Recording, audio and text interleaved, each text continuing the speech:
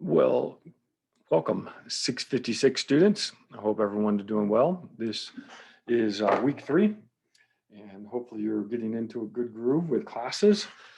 Remote nature of class is tough, especially for grad classes.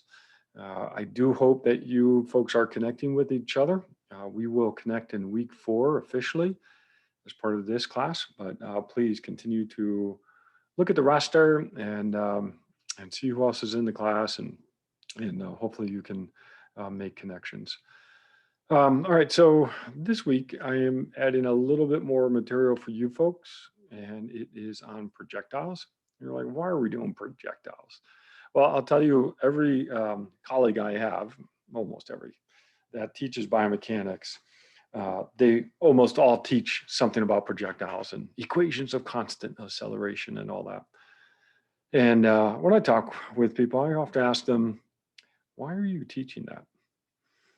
Are any of our students going to become experts in projectile motion or need to use those equations of constant acceleration for some aspect of their job?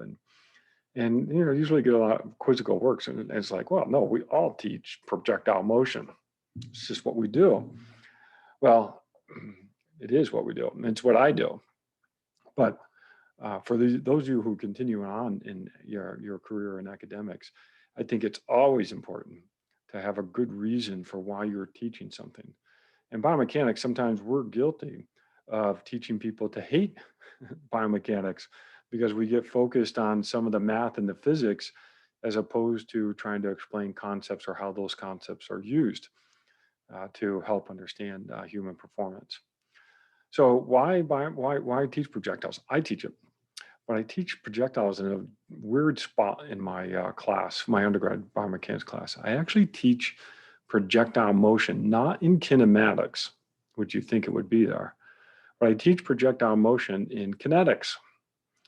Why would I do that? Well, it's actually a wonderful situation where you can uh, study the movement of an object that's very predictable. And we all know projectile motion. We see projectile motion, baseball, football, soccer, basketball. We all know how important projectile motion is or how much it is involved with sports. And, in a 346 class, undergrad biomechanics class, I'll often start the first day by taking a ball and throwing to somebody in the front row of the class, and they catch it, so usually successfully. And I asked the class, okay, what just happened? And they said, well, the person caught the ball. Okay, great. Well, in a simple world, that or simple explanation, that's correct. But if you start teasing out what really happened and for that person to catch that ball, it's really complicated. And it involves projectile motion. Because what is the person doing? The person obviously has to send signals from the brain to the muscles to generate forces applied in certain times and in certain directions in order to move the limb. And furthermore, the person has to be able to predict where that object is going to be at any moment in time in order to put the hand in the right position in space to intercept the trajectory of that object and then successfully catch the ball. Now adjust the forces even upon contact with the ball. So in our brains, we're actually doing all the equations of constant acceleration calculations in our brain, and we're figuring out where that projectile is going to be at any moment in time. Pretty cool when you really stop and think about it. And so it is important. Sorry, dog needs to come in. It is important to understand that. Okay, come on. You're interrupting the lecture. It is important to understand projectile motion from that perspective.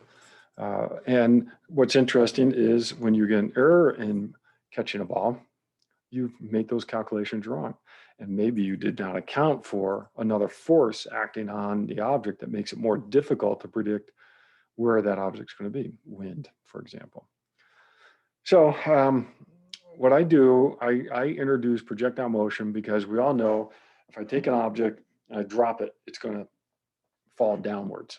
And we know The concept is it's going to speed up as it falls downward. And it's going to speed up at a specific rate, 9.8 meters per second every second.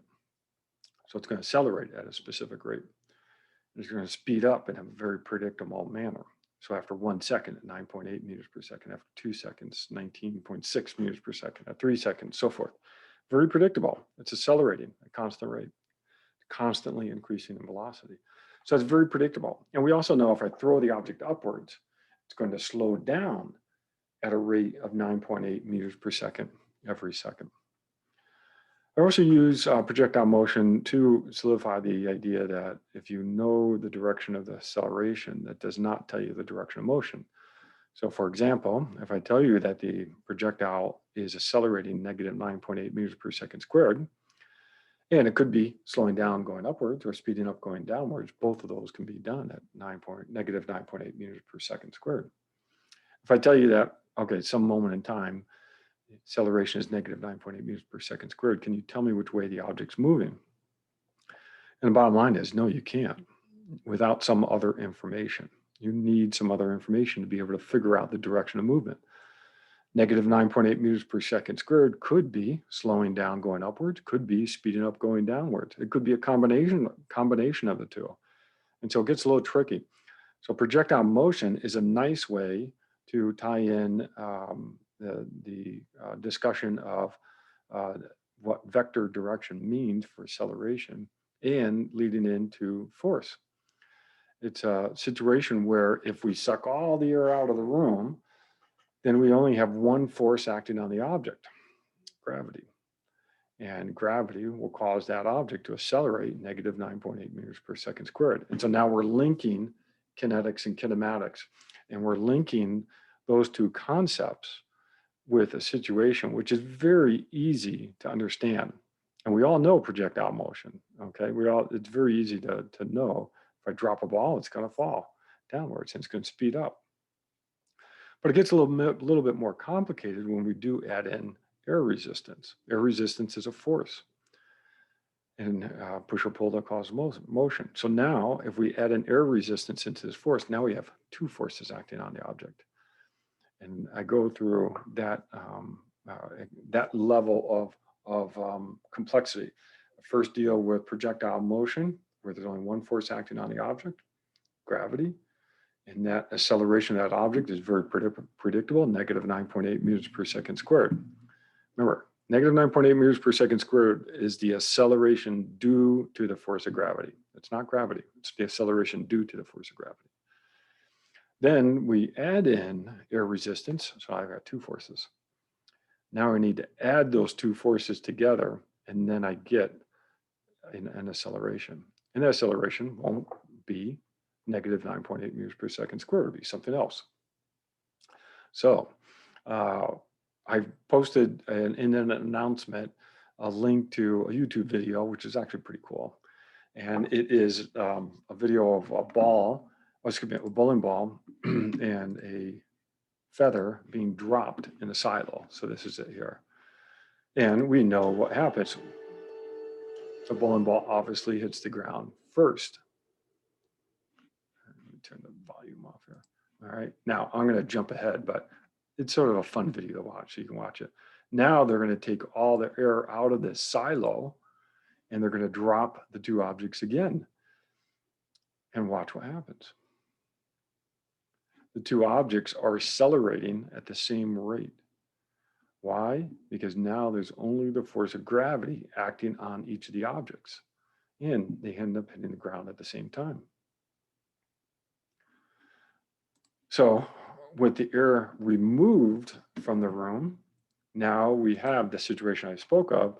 We have a situation with one force acting on the object, and things become very predictable. When we include air in the room, now we have two forces, and now we just need to account for that. Now our kinetic analysis needs to account for that. That's what we're going to do, all right? We're going to be dealing with swimming, where we have drag propulsion, drag resistance, buoyancy, gravity acting on the swimmer. We're going to be dealing with cycling. Cycling seems a little bit easy, but it's actually pretty complex. We have a propulsion force, we have drag force in the horizontal direction, then we have forces due to the ground pushing on the wheel. We have rolling resistant forces. So now we've got a more complex system. But and then running, we've got ground reaction force. We also, and with cycling as well, if we run uphill or downhill, we have slope forces that we need to deal with. So these activities actually get more complex as we get going. But if we need to master the situation with one force acting on the object. If we get that down, then we can add in a second force, and then a third and a fourth, and so forth. And all that happens is the problem seems to get more complex, but it's really the same problem. We're just trying to account for all the forces acting on the object. So I've added this video and then an additional instructional video in the module for you to watch. And I hope that helps. Yes, it's on projectiles, but don't lose sight that what we're doing is we're building skills that we can apply to understand swimming, biking, and running. Thanks. I hope you have